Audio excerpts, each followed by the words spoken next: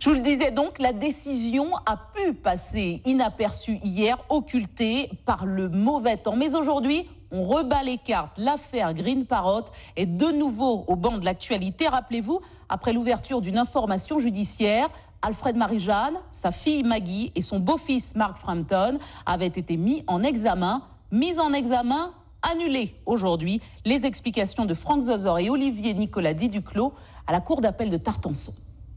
C'est ici à la cour d'appel de Tartenson que cette décision a été prise. Des demandes en nullité ont été déposées par 3 avocats.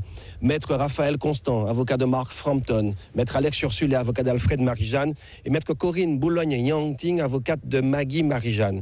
Dans leur requête, ces 3 avocats estimaient que la mise en examen de leurs clients ne s'était pas faite dans des conditions normales. Les magistrats ici à la cour d'appel de Tartenson sont allés dans leur sens, estimant que ces mises en examen n'étaient pas faites dans des conditions légales. Une décision qui a été prise hier, et oui, en pleine tempête. Alors je vous rappelle que Alfred Marie-Jeanne avait été mis en examen pour prise illégale d'intérêt concernant la construction d'une école à la Dominique, que sa fille Maggie Marie-Jeanne avait été mise en examen, ainsi que Mark Frampton, son compagnon, pour recel de prise illégale d'intérêt concernant la construction de cette même école à la Dominique.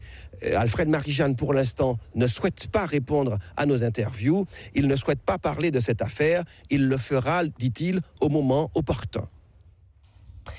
Une affaire justement qui avait défrayé la chronique au sein même de la classe politique. Au départ, rappelez-vous, un corbeau qui accuse l'ex-président du conseil régional de prise illégale d'intérêt, de faux et usage de faux, exemple à l'appui. Sauf que voilà, après recoupage et enquête, l'affaire semble se dégonfler. Retour sur les faits avec Sanga Fagour. Fin 2009, en pleine campagne pour les élections régionales, un tract circule sur Internet. Il fait référence à l'inauguration de l'école Roosevelt Douglas à la Dominique, un établissement financé à plus de 80% par le conseil régional, alors dirigé par Alfred Marie-Jeanne, candidat à sa propre succession. Jusque-là, rien d'anormal, à ce détail près que l'auteur du courrier anonyme pointe du doigt l'attribution du chantier à l'architecte Mark Frampton. Il s'agit en fait du compagnon de Maggie Marie-Jeanne, la fille de l'ancien président de région, à l'époque responsable du service coopération de la collectivité. Y a-t-il eu conflit d'intérêts? C'est ce que sous-entend le Green Parrot, même si certains n'y voient qu'une manœuvre de déstabilisation politique. Autre élément troublant, le montant de l'aide accordé, 518 000 € initialement, près de 850 000 à l'arrivée.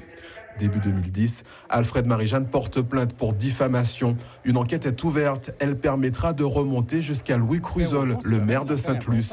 Mais les révélations du perroquet vert ne resteront pas sans écho. En juin 2012, après les élections législatives cette fois, une information judiciaire faisant suite à une enquête préliminaire est ouverte par le parquet de Fort-de-France. Le 8 février 2013, Alfred Marie-Jeanne est convoqué devant le juge Thierry Roland, puis mis en examen pour prise illégale d'intérêt. Dans la même période, Maggie Marie-Jeanne et Mark Frampton le sont également pour recel de prise illégale d'intérêt. Le député déposera quant à lui une autre plainte pour violation du secret de l'instruction. Les avocats des 3 mis en cause, Corinne Boulogne-Yangting, Raphaël Constant et Alex Ursulé, déposent des recours en nullité. Opération concluante puisque les mises en examen ont été annulées. Le procès pour diffamation suite à la plainte d'Alfred Marie-Jeanne s'est quant à lui tenu en mai dernier. La décision a été mise en délibéré au 31 juillet.